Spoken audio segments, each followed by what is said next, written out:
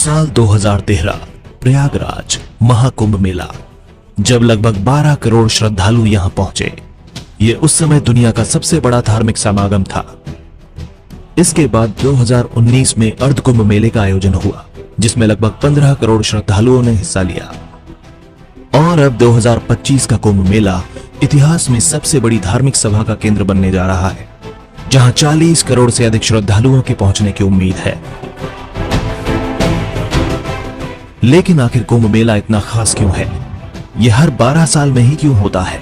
इसकी शुरुआत कैसे हुई और कौन कौन से साधु संत इसमें हिस्सा लेते हैं? सबसे पहले किन साधुओं को शाही स्नान का अधिकार मिलता है?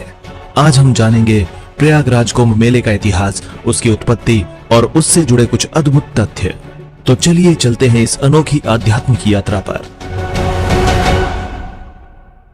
हिंदू पौराणिक कथाओं के अनुसार जब देवताओं और असुरों के बीच अमृत पाने के लिए समुद्र मंथन हुआ, तब इसमें से एक अमृत कलश निकला था।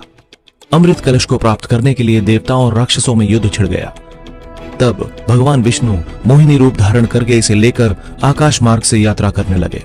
इस दौरान अमृत की बूंदें 4 स्थानों पर गिरी: हरिद्वार, उज्जैन, नासिक और प्रयागराज। इन्हीं स्थानों पर कुंभ मेले का आयोजन होता है। यह माना जाता है कि इन पवित्र स्थलों पर अमृत की बूंदों के गिरने से यहाँ के जल में दिव्य शक्ति आ गई और यहाँ स्नान करने से व्यक्ति के सारे पाप धुल जाते हैं और उसे मोक्ष की प्राप्ति होती है। कुंभ शब्द का शाब्दिक अर्थ संस्कृत में घड़ा, कलश या पात्र होता है। ये शब्द वेदों में अक्सर जल को धारण करने वाले पात्र या फिर अमृत से जुड़ी पौराणिक कथाओं के संदर्भ में मिलता है। प्रयागराज और स्नान तीर्थ यात्रा का सबसे प्राचीन उल्लेख ऋग्वेद परिशिष्ट में मिलता है। यह इस बात का प्रमाण है कि यह स्थल और यहाँ का स्नान उत्सव वैदिक काल से ही पवित्र माना जाता था। इसके अलावा बौद्ध धर्म ग्रंथों में भी प्रयाग का उल्लेख मिलता है। महाभारत में भी प्रयाग में स्नान करने का उल्लेख मिलता है। इसे प्रायश्चित और पापों से मुक्ति का एक महत्वपूर्ण साधन माना गया है। हालांकि कुंभ मेले की सटीक उम्र को लेकर अभी भी अनिश्चितता बनी हुई है। 7वीं शताब्दी के चीनी बौद्ध यात्री हुइनसांग ने सम्राट हर्षवर्धन और उनकी राजधानी प्रयाग का उल्लेख किया था। उन्होंने इसे एक पवित्र हिंदू नगरी बताया था, जहां सैकड़ों देव मंदिर और 2 बौद्ध संस्थान स्थित थे।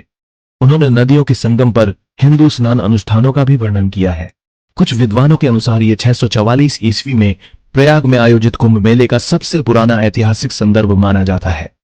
प्रयाग के महत्व का वर्णन प्रयाग महात्म्य नामक ग्रंथों में भी मिलता है, जो संभवतः प्रथम सहस्राब्दी ईस्वी के अंत में लिखे गए थे।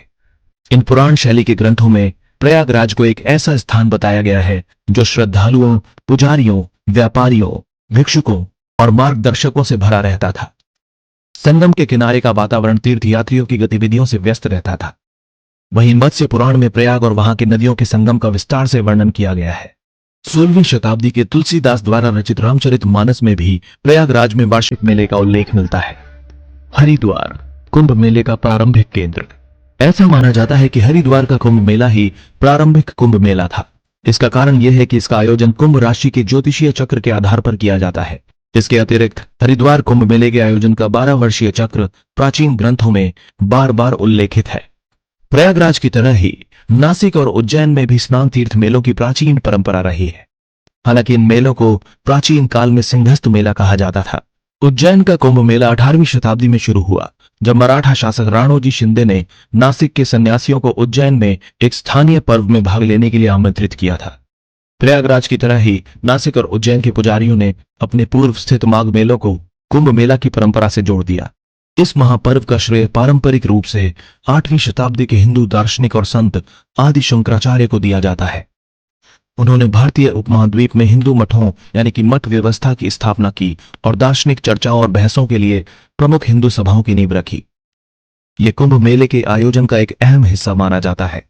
भारत के अन्य हिस्सों में इसी तरह के छोटे पैमाने पर तीर्थ यात्राएं और स्नान उत्सव आयोजित किए जाते हैं, जिन्हें माघ मेला, मकर मेला या अन्य समान नामों से जाना जाता है। उदाहरण के लिए तमिलनाडु में माघ मेला का आयोजन महामहिम कुंड के पास कावेरी नदी के नजदीक हर 12 साल में किया जाता है। ये मेला दक्षिण भारतीय हिंदुओं को आकर्षित करता है और इसे अक्सर तमिल कुंभ मेला भी कहा जाता है। इसी तरह कुरुक्षेत्र, सोनीपत और नेपाल के पनौती जैसे अन्य स्थानों पर भी माघ मेला या मकर मेला के स्नान तीर्थ और मेले आयोजित होते हैं, जिन्हें कई बार कुंभ मेला के समान ही माना जाता है।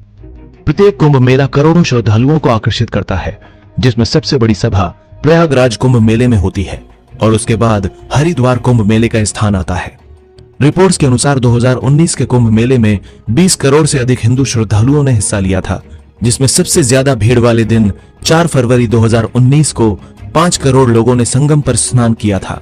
यह महोत्सव दुनिया के सबसे बड़े शांतिपूर्ण मानव सभाओं में से एक माना जाता है और इसे विश्व का सबसे बड़ा धार्मिक तीर्थ सम्मेलन कहा जाता है। इसके महत्व को देखते हुए इसे यूनेस्को की अमूर्त सांस्कृतिक धरोहर की सूची में शामिल किया गया है। अखाड़े और योद्धा सन्यासी। कुंभ मेले की सबसे प्रमुख विशेषताओं में से एक है साधु संतों के शिविर और उनके भव्य जुलूस। ये साधु अपने अखाड़ों के बैनर तले कुंभ मेले में एकत्र होते हैं, जिनका इतिहास धार्मिक, आध्यात्मिक और सैन्य परंपराओं से जुड़ा हुआ है। 18वीं शताब्दी तक इन साधु संगठनों का स्वरूप अधिक संगठित हो गया था। ये साधु अखाड़ों में विभाजित हो गए।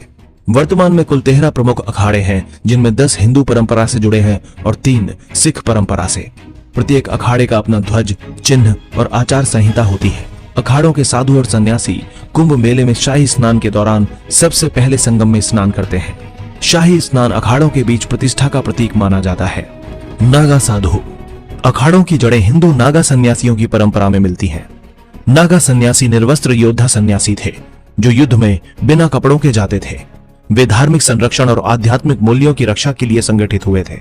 ये नागा सन्यासी कुंभ मेले में विशेष रूप से शाही स्नान के दौरान एकत्रित होते हैं, जो अखाड़ों की शक्ति और प्रतिष्ठा का प्रदर्शन है। 17वीं शताब्दी में कुंभ मेलों के दौरान अखाड़ों के बीच वर्चस्व की लड़ाई एक प्रमुख समस्या बन गई थी। ये लड़ाइयां अक्सर शाही स्नान के समय प्राथमिकता को लेकर होती थीं।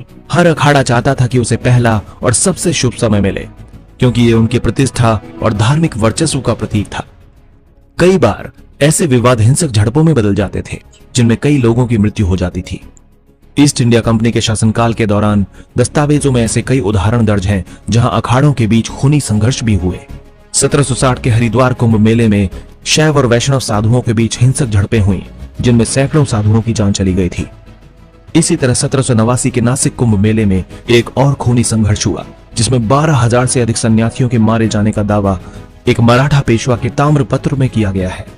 ये विवाद भी स्नान के क्रम को लेकर शुरू हुआ था, क्योंकि ये अखाड़ों के सामाजिक और धार्मिक रुतबे का संकेत माना जाता था। वहीं 1796 के हरिद्वार कुंभ मेले में शैव सन्यासियों और उदासी संप्रदाय के बीच शिविरों और सुविधाओं के अधिकार को लेकर झड़पें हुई।